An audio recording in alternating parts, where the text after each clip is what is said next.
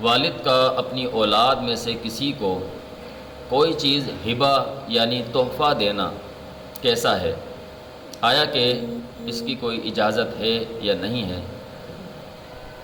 دلیل صحیح البخاری حدیث نمبر 2586، سیدنا نعمان بن بشیر رضی اللہ تعالی عنہ فرماتے ہیں کہ نبی علیہ السلام کے پاس آیا اور میں نے فرمایا کہ اللہ کے نبی جی، میں نے اپنی اولاد میں سے اپنے ایک لڑکے کو غلام ہبہ کیا ہے، تو کیا میرا یہ کرنا ٹھیک ہے؟ آپ علیہ السلام نے فرمایا کہ کل ولدک نحلت مثلا، اے نعمان کیا آپ نے اپنی تمام اولاد کو یہی تحفہ یہی چیز ہبہ کی ہے؟ تو اس پہ نعمان بن بشیر رضی اللہ تعالیٰ عنہ فرماتے ہیں کہ نہیں اللہ کے نبی جی، میں نے اپنی تمام اولاد کو یہ چیز ہبہ نہیں کی، صرف ایک لڑکے کو یہ تحفہ دیا ہے۔